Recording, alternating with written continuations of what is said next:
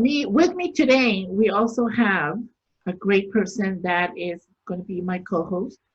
His name is Ned Barnett. Ned, how are you? Doing fine, enjoying sheltering in place. Ha! That's something we're all doing, that's for sure. And without further ado, we have RJ Waters. How are you today? I'm fine, even if I'm sheltering in place. So when I first contacted you, I was going to talk to you about Voice for the Voiceless, which is a program that I have once a month of authors who talk about their experience and having the voice for people who are not heard by everybody else. So they're pretty much voiceless. And in your case, it's about first responders. Tell me a little bit about your experience. Tell me a little bit about yourself first, and then about your experience as a first responder. In my past, I have been an ambulance attendant. I've been a police officer. I served in Vietnam and been a state investigator. Presently, I'm happily retired and I've become a writer. And as a writer, how do you feel? I mean, you wrote a book. Tell us a little bit about your book and your experience writing it. The book is based on my imagination and on my experience in all of past fields. It's about a police officer in Elko, Nevada, who, along with his team, discovers a woman's body. And she's covered with blood. There's no sign of trauma. He is impacted by the situation. He continues the investigation until he finally discovers the answers. But the trail is long and convoluted. He's got all kinds of suspects, from the husband, the husband's office manager, the lady doctor, and a couple of other people thrown in. When it is all said and done, it is nobody wanted to kill the nicest lady in town, but yet somebody did. What's the title of your book? Cold but not forgotten. Nice. Ned, I'm sorry, yes? Yes, go ahead. Ned, do you have a question? Yeah, Bob, describe how, as a first responder, you become a voice to the voiceless victims, especially those who don't survive long enough to give voice for themselves. Well, honestly, I'm not sure what the Voice for the Voiceless is relating to a first responder. Yes, we are there as they're dying or they're already dead. Alive at all, it is our job to get them to the hospital and try and save them. The only voice we get is help me. As far as talking about the situation and all, that kind of a client privilege type thing, I believe, where we shouldn't be blabbing to everyone what happened. RJ, in your first published book, Cold But Not Forgotten, your narrator is a detective who finds the body of a murdered woman and spends the entire book finding the murderer so he can bring that person to justice and give justice to the victim. And this is a way that you give, through your character, voice to the voiceless. She can't speak. She can't say who did it to her or why, but your character finds that out and allows her to rest in peace. That's what I think we were talking about in how a first responder, as exemplified in your book, gives voice to the voiceless. Okay, I can see that picture, especially as a police officer involved. As the other type of first responder, ambulance, fireman, whatever, not so much. They're not going to be talking and looking for solve the crime. That's the police job. Yes, the first responder will be interviewed by the police if they feel there's a need for, and whatever information they have during the time they had contact with the patient, saw the situation, where the patient was, which may involve family or any other number of circumstances. So yes, that is a way of becoming a voice for the one who can't speak, by whoever is looking to give justice what information that is available. So yes, that would be a way of giving the voice. When it comes to first responders, they're the first ones there at the crime scene. I mean, that's why they got their name. But when you first get to a crime scene, I'm imagining that the first responders don't react automatically. They arrive, but they have to react in such a way that they need to get the job done. Correct. But how long after that impact of getting the job done do they react to the reality of the situation of what happened? As a first responder who would, like an ambulance person who would take the person, dead or alive, to the hospital, once they're finished with that, they have probably waiting for another call to go out. It depends on the time length after they're finished with the first one. If they have the time to dwell on it, or if they're busy going to the next case. There has been times when I would be at a murder-suicide, and when I finished with that, I was able to go back to the office. It was dinner time. I couldn't eat. Just had no appetite. There's other times that you run into a situation that would be very upsetting, but you're so busy going from one call to another call that your emotions don't have time to catch up with everything. Maybe when you try to go to sleep that night, you'll sort it out, and maybe there's been worse cases since that, because a first responder works long hours, and if you're in a busy area, it's one case after another.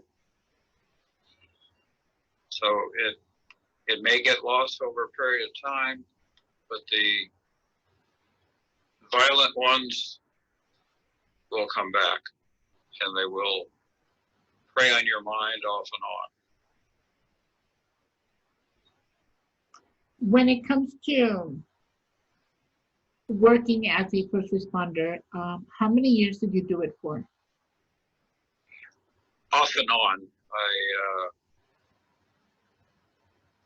I don't know. I did a couple of years. The Army decided that I needed to go to Vietnam and sightsee.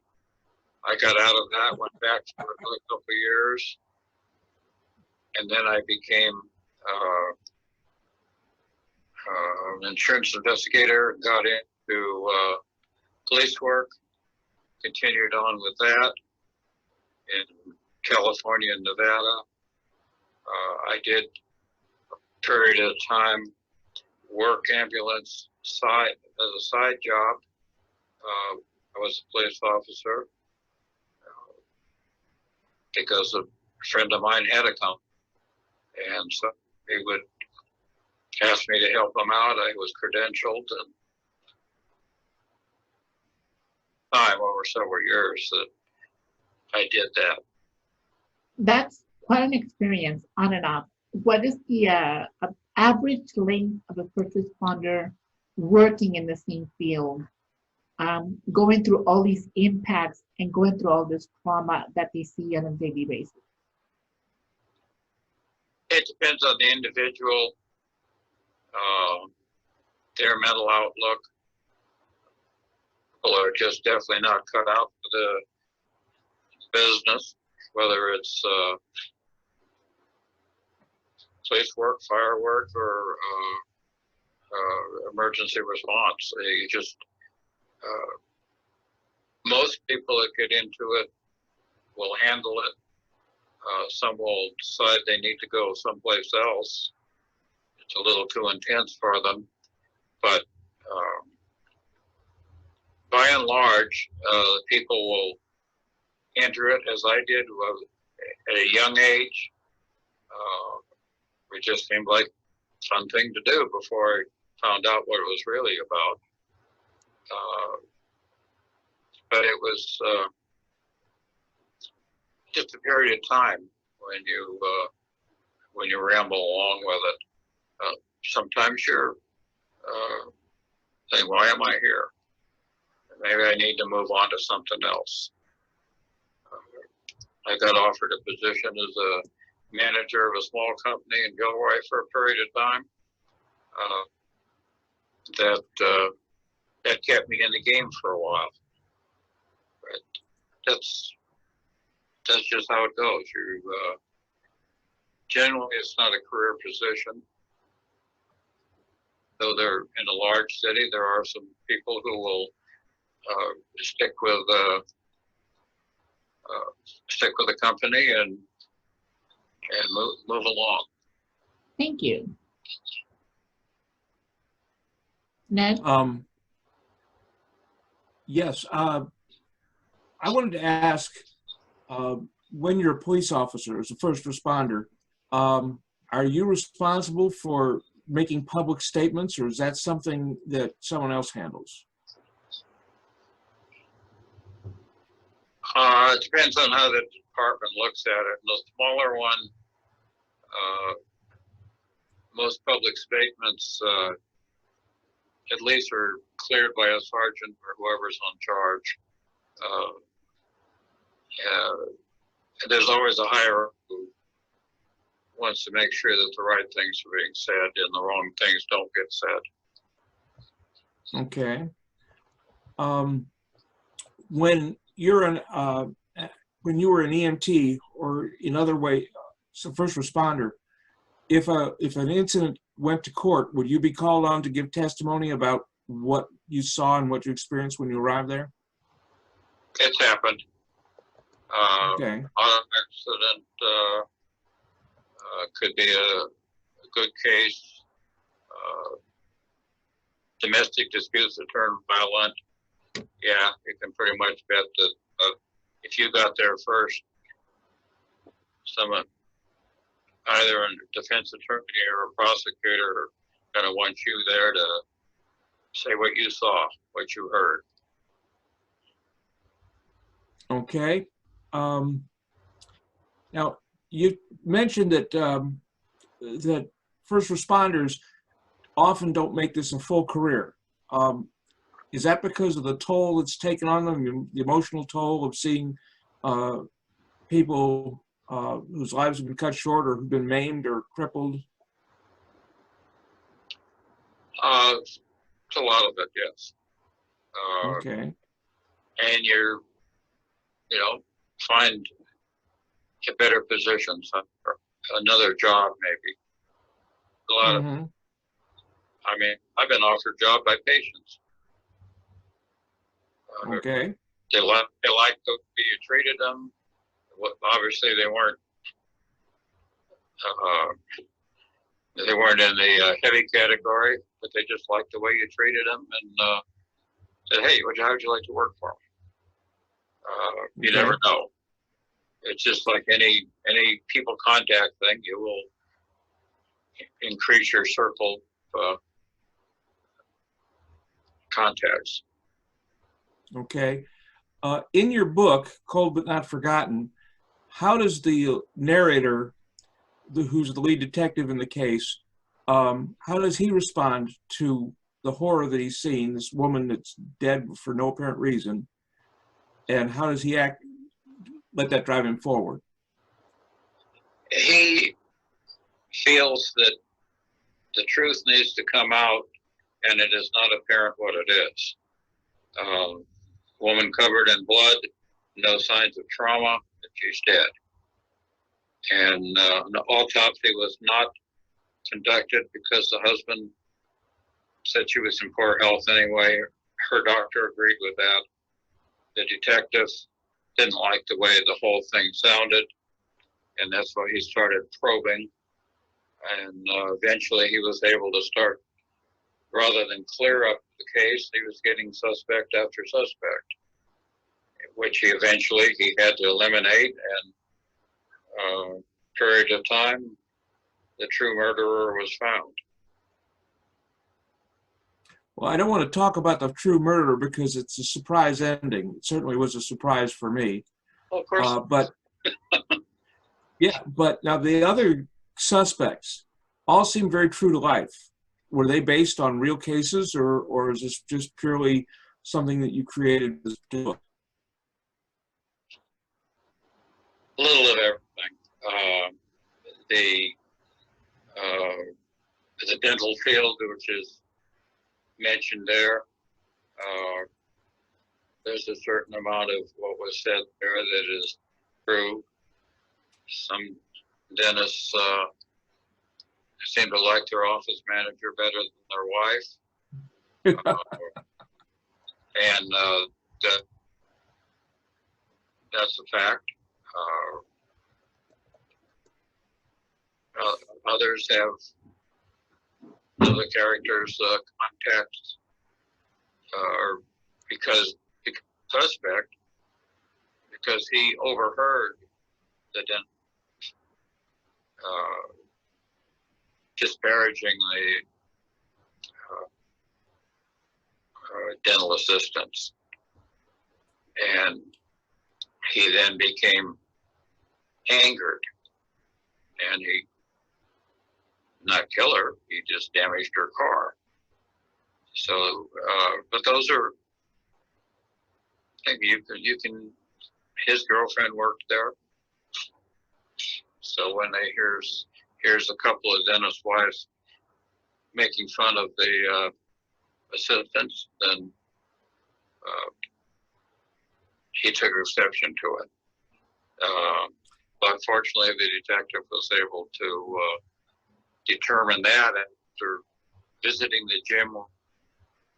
The wife worked out, and this guy was there, and he figured that the jig was up. He wanted to talk to the detective, and what he then became eliminated, but he was a suspect for a while. And you run into things like that. I found that fascinating. Possible. Go ahead. I said I found that fascinating in your book. Well, that's kind of everyday life. I mean, people will do something in anger because they think they or someone they care about has been slighted or cheated or something, and they won't surface immediately. You won't connect them to them. And who's going to connect this muscle-bound gym boy that to this woman's death? But detectives, by talking to people, which is the key to all investigations, to talk. Talk to anyone you can find. I mean, look at Columbo. That's what he did. I got one more question, like that. And you get a lot of information. You listen to a lot of stuff that doesn't matter. But if they start to ramble, you let them ramble. And pretty soon they'll tell you something that, Okay. So when it comes to your book,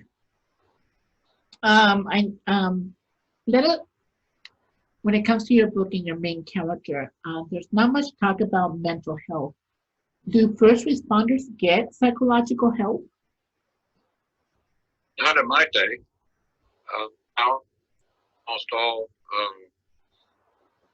public agencies and all realize they have available for the first responders and others in public safety. The big push with the police officers, I follow their book and their pages, is if you see somebody, fellow officer, coworker, that you know is having a problem, try talking to them, try to get them to go for what assistance is available. And fortunately now they can find there are services available for them. You've got to get past the ego and the fact, no, I'm fine, no problem. But you've got to get past that and get them to admit that, well, maybe it wouldn't hurt to talk to someone. But yeah, it's a lot better than when I was there. It just kind of grin and bear it in those days. And that's why a lot of people just left. It was just too much. Okay, so today, what kind of help is available?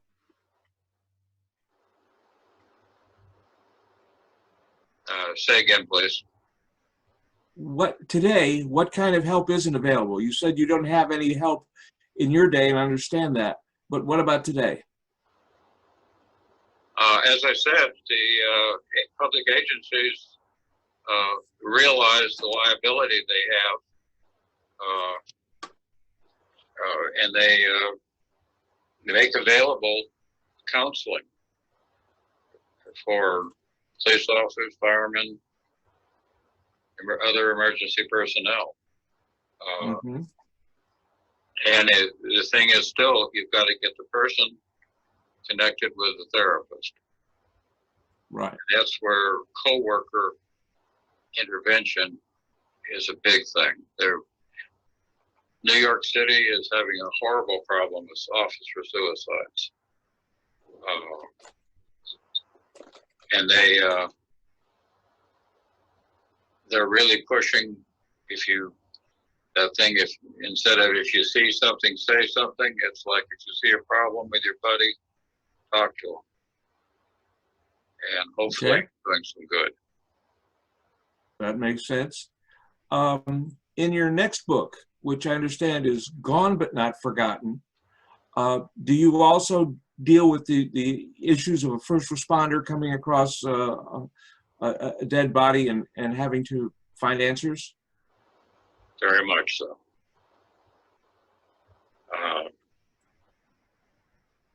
The crux of that book is a personal experience. Okay. Which, yes, one of very many that has affected me over the years, but this was me right there at the time, and that's the way the book starts. Okay. It goes on to be fiction as I continue on the story and continue it into Gone But Not Forgotten. Gone But Not Forgotten is really the prequel. And the hunt for a murderer continues on, and it'll be there for the third book.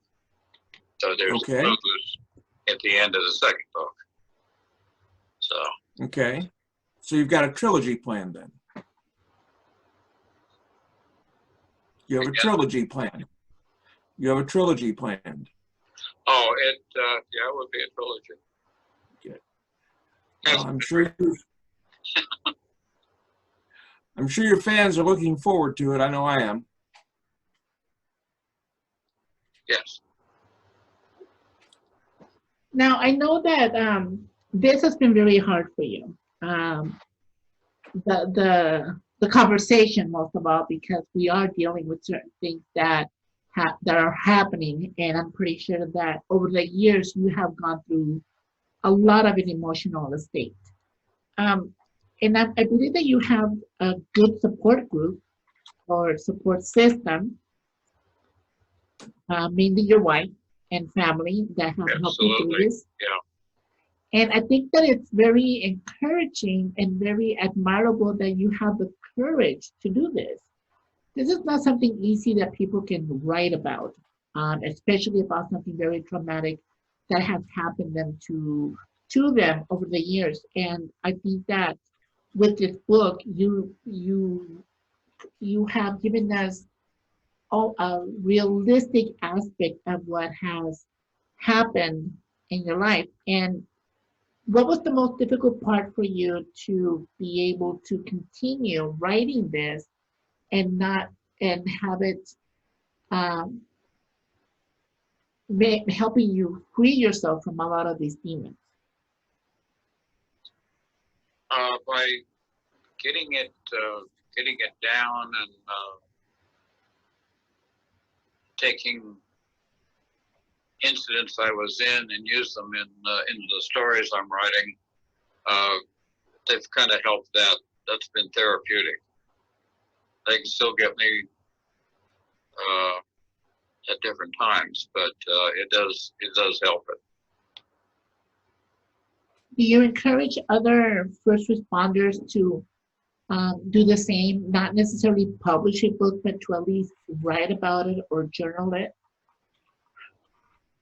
I don't have much contact anymore with them.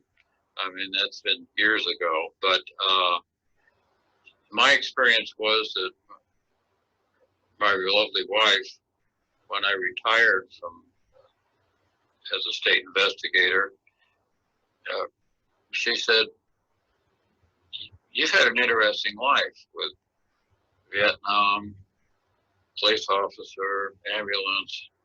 You ought to write it down, little stories," because she's certainly heard my stories. And I was like, who wants to hear? But I did. I started writing them. And then I had a story here and a story there, and she says, "You can write." I didn't know you could write. She says, "Very true." She said, "Make a book." I can't make a book. Sure you can.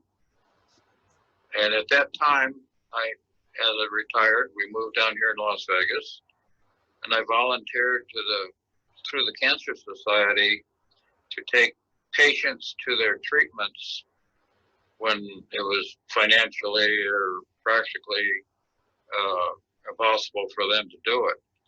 So I would pick up a patient, take them wherever their treatment was, which usually was on the other side of town from where they lived.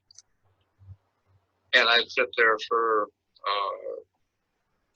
2 or 3 hours and write. And it worked. And that's where the first book came from that I'm now redoing. Okay, I've got one last question for you. Good, because the battery's running down. Okay, good. Well, this will work then fast. As a writer, how is the coronavirus lockdown affecting you? Well, it should be perfect for a writer. You can't go anywhere. You got to stay home. You should write. But as the joke that's making around the writers, I'm locked in here. I can't do anything. So you start looking at Facebook and read and do other things, and it's like you're always fighting for enough time to write, and here you are, you've got nothing to do but write, and it's, I don't know if I want to write it today, but yeah. It's the perfect time for that, and it's kind of a gift for writers, but I don't think any of us are looking at it that way. No, I'm certainly not looking at it that way. Even though I do have more time to write, I'm also keeping busy trying to keep the community, the writing community together, so we don't lose our sense of community, so we don't lose our sense of as writers. But you know, that's what we have to do. But I want to thank you. Thank you so much for joining us here at Writer Sidekick. Where can we find you? Your website. My website is rjwaters-author.com. Yes. Thank you. And you have a Facebook as well and Twitter, and they'll be in there. And I'm sure that your book, which as a matter of fact is an Amazon bestseller, is available on Amazon. Oh, absolutely. Absolutely. So thank you. And Great. also available through major stores, Barnes and Noble and that. You can order it and they'll ship it. Perfect. Well, So, yeah. well, thank you. Thank you for coming to Writer Sidekick, Voice for the Voiceless. Thank you, Ned, for co-hosting. And just to let everybody know, we're not in the same building. We're actually in 3 different parts of Las Vegas talking to each other through Zoom. So it's been a lot of fun doing this. So thank you, everybody. And I'll be seeing you soon. Take care. Right. Dash. rjwaters.author.com. Yes. Thank you. And you have a Facebook as well and Twitter, and they'll be in there. And I'm sure that your book, which as a matter of fact is an Amazon bestseller, is available on Amazon. Oh, absolutely. Absolutely. So thank you. And also available through major stores, Barnes and Noble and that. You can order it and they'll ship it. Perfect. Well, So, yeah. Well, thank you. Thank you for coming to Writer Sidekick, Voice for the Voiceless. Thank you, Ned, for co-hosting. And just to let everybody know, we're not in the same building. We're actually in 3 different parts of Las Vegas talking to each other through Zoom. So it's been a lot of fun doing this. So thank you, everybody. And I'll be seeing you soon. Take care. Right.